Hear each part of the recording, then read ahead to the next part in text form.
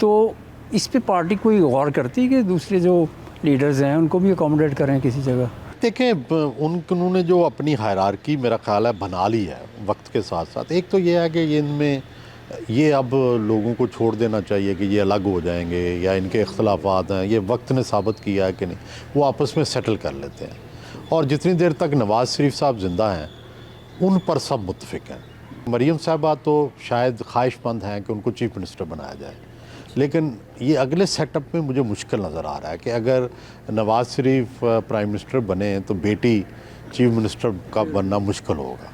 तो ज़ाहिर है इसका मतलब है कि उन्हें कोई फेडरल गवर्नमेंट में मिलेगा। अब ये भी बड़ा मुश्किल है कि शहबाज शरीफ भी फेडरल गवर्नमेंट में हो, जो है नवाज़ शरीफ भी फेडरल गवर्नमेंट में हो, मरीम भी फेडरल गवर्नमेंट में हो और हमज़ा भी पंजाब में अकोमोडेट ना हो, तो ये सारा बड़ा मुश्किल हो जाएगा। इस पर इन्हें सोचना पड़ेगा कि किसने क्या करना है। थर्ड वर्ल्ड के अंदर ना प्रॉब्लम है कि आप फैमिली से बाहर जाते हैं तो फिर शायद खाकान अब्बासी हो जाते हैं, ठीक है ना, मखदूम खलीको ज़मान बन जाते हैं, ठीक है। यहाँ जो है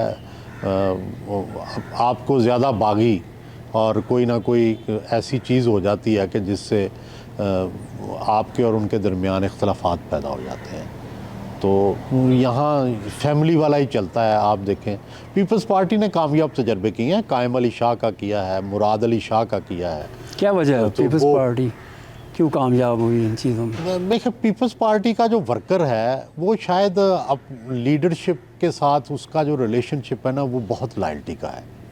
वो अपने आप को बराबर ही नहीं समझता। उनको बहलाया फुसलाया नहीं जाता। नहीं, उनको वो नहीं बराबर नहीं समझता। जो को नून के जो लोग हैं ना, वो चौधरी निसार अली भी अपने आप को बराबर समझते थे, शायद खाकान अब्बासी भी अपने आप को बराबर समझते हैं।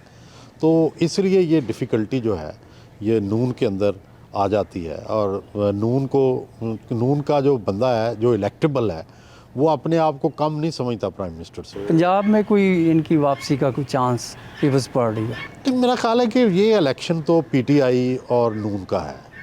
अगले इलेक्शन में देखें, मैं लिखा भी था कि बिलावल साहब जितनी देर तक कोई नया एजेंडा नहीं लाते, अब रोटी कपड़ा और मकान जो है ना वो पुराने हो चुके हैं।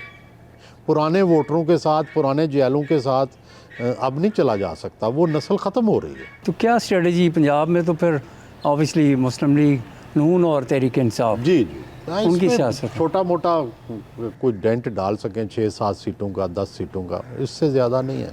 मुख्तलिफ अफवाहें चल रही हैं कि जी इलेक्शन जो हैं वक्त पर शायद आगे हो जाएं। चीफ क्या जस्टिस ये इसके रास्ते में रुकावट है और जाहिर है गवर्नमेंट अभी अफोर्ड नहीं करती उनको नाराज़ करना। इलेक्शन टाइम पे हो रहे हैं? नहीं, अगर नाराज़ करना अफोर्ड कर लिया तो फिर पोस्टपोन हो सकते हैं। क्यों, क्या वजह मतलब बताई जाती है कि अगर इलेक्शन पोस्टपोन हो तो उसके पीछे रीजंस क्या हैं? 2 रीज़न है। एक तो रीज़न ये है कि वो समझते हैं कि मईशत हमने बेहतर कर लिया है और सियासत में दोबारा जाएंगे तो मईशत को ख़राब होने का ख़तरा। अच्छा, नंबर 1। नंबर 2, पीटीआई का खौफ कि क्या हम इतना मैनेज कर सकेंगे कि इलेक्शन जो है वो जीत सकें। ये 2 खौफ हैं 2 खौफ।